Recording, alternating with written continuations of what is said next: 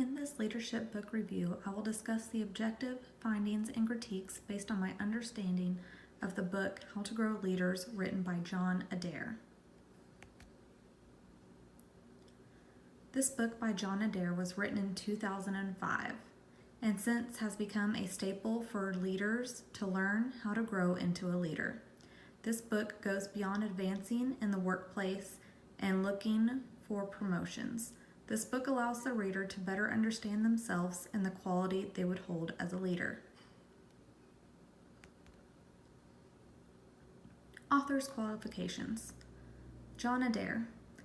He has been the author of 30 books on the subject of leadership and is now widely regarded as the world's leading authority on leadership and leadership development. Through his creative writing and ideas on leadership, John has now been named one of 40 people worldwide who have contributed to the development of management practice. He is one of the foremost thinkers on leadership.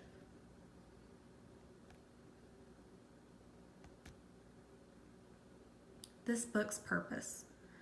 This book is used to describe the 7 key principles of effective leadership and development. John Adair takes on the challenge of forming leaders out of each of us. He is able to accomplish his challenge by forming building blocks that allow each of us to grow. For one to become an effective leader, they must first learn more about themselves. The individual should know how they learn best, which leadership style works best for them, how they prefer to communicate, their own learning style. By understanding oneself, they can become a transformative learner to meet the needs of each situation and each individual.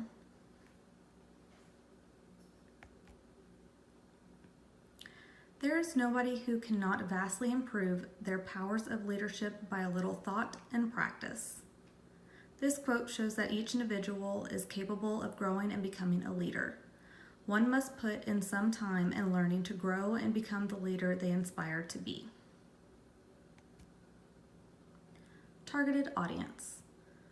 The targeted audience of this book are those who are looking to grow their career, those who want to improve their leadership style, and for those developing within the leadership ladder.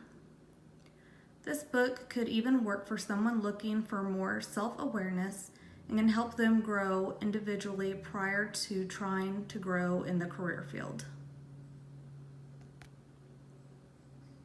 Strengths of this book. The use of case studies, the 7 principles of leadership development, the 7 functions of a leader, and the 3 levels of leadership. This book focuses on how to be a leader on a personal and individual level, in the workforce and as a team. The use of case studies in this book is effective in the sense that it applies to real world, to different leadership styles and how they are taken into effect. How Adair broke down the principles of leadership and functions of a leader helps the reader to understand how to put their leadership qualities to work and how to build on them. The 3 levels of leadership. The 3 levels of leadership begin with team building, followed by operational leadership, and lastly, strategic leadership. What do each of these levels of leadership mean? Team building leadership is the foundation of the pyramid because it takes an individual who is inspiring and able to lead a team to greatness.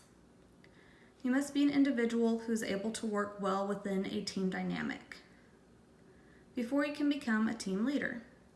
Operational leadership means that the individual has gained a leadership role within the organization.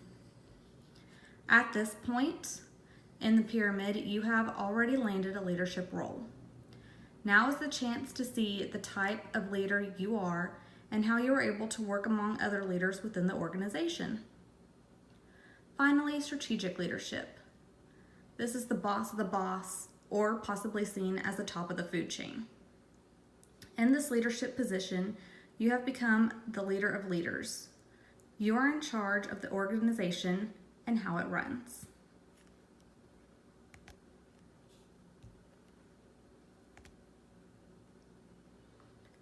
The simple recipe for organizational success is to have effective leaders occupying these roles and working together in harmony as a team.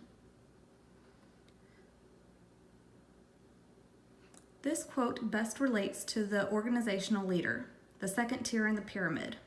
Organizational success is not based on the individual leader. Although the strategic leader is responsible for executive decisions, they themselves cannot control or function the entire organizational individually. It is an operational leader who must work together in harmony as a team to influence the floor staff and create positive environment for professional growth and success. Principles to grow a leader. There is no specific formula for which to grow the perfect leader. Leaders are grown over time to obtain principles of growth through the development and learning. These principles are not set rules or regulations. They are not the steps to a plan. The principles are like bricks that would have to build into a wall of your own unique design. This quote is direct in expressing that there is no such thing as a perfect leader. Each leader will hold certain qualities that make them a great leader. However, no individual is perfect. For this reason, it is important to take your time with each building block so that you can grow to be the great leader that you wish to become.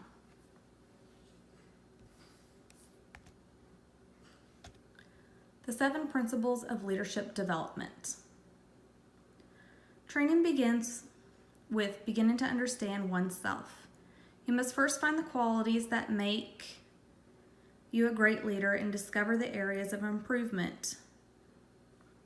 From there, selection takes place. This could be in school or in the workplace. Selection is placing you in the position for growth. Mentors are individuals that you may find are leaders themselves and can inspire you to be like them. Education is important to gain understanding of your organization, different leadership styles, communication styles, and learning styles. To help you adjust to the leader in certain situations. Development is the process in which you already can be in the leadership role, but you continue to learn and grow as the leader. Then, finally, the chief executive is the top of the ladder. In this position, you are the top leader. However, there are always areas for improvement and learning still. Education and growth are the never-ending process.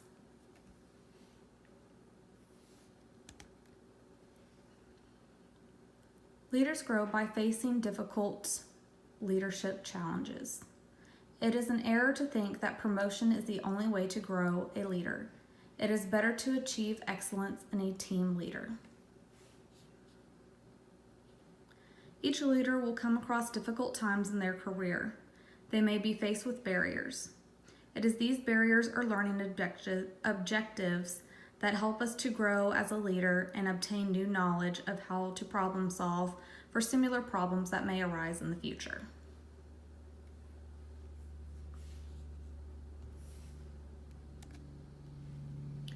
Roles of a leader. These are broken down into the individual, the task, and the team. These roles can be seen as building blocks or can be seen as a rotating wheel. The leader must first develop themselves individually and gain self-awareness. From there, they can solve tasks more efficiently and effectively. Finally, they can work as a team or lead a team to problem solve. This is an ever-evolving wheel because problems will always arise and need to be solved. As the leader, how one uses the building blocks can determine success. Book shortcomings. Overall, the book itself is very informative and transformational. However, I did find the book to have a lot of personal opinions from the author. I would have liked to have seen a more objective viewpoint and find that this could help the reader to relate a bit better. Secondly, I found the book to be a bit vague when it came to facing barriers as a leader. Each leader will face their own set of barriers most commonly when change is put into place.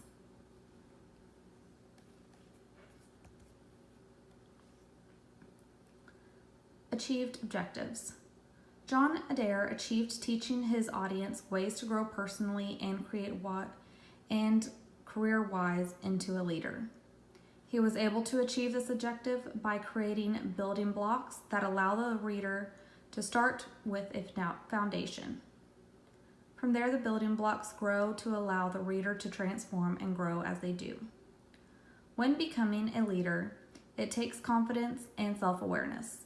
Adair developed the wider framework, a set of 5 abilities/qualities that one must obtain to form the leader become an effective leader.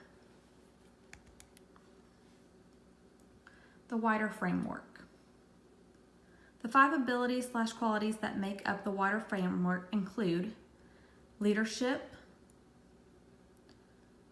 decision-making abilities, communication abilities, self-management abilities, and personal qualities. Leadership and teamwork abilities include being able to get the ball rolling. They must be able to initiate an action plan and see it through. Decision-making abilities. Decision-making abilities include the ability to analyze the problem, think it through, and explain the reasoning to others. Communication ability is the ability to communicate effectively with others. This can be done with using concise language, by listening to others' concerns and ideas. Self-management is the ability to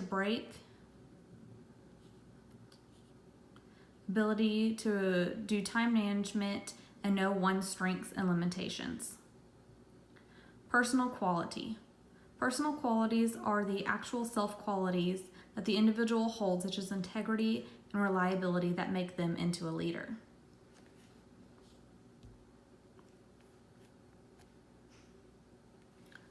Recommending this book to friends. I would recommend this book to anyone who is looking to grow as an individual or in their career. This book is more than learning how to become a leader. It helps the individual to continue to grow and reach self-actualization. In order to arouse this hidden leadership in the reader, the anonymous author boldly identifies what he regards as the chief quality of a leader: confidence.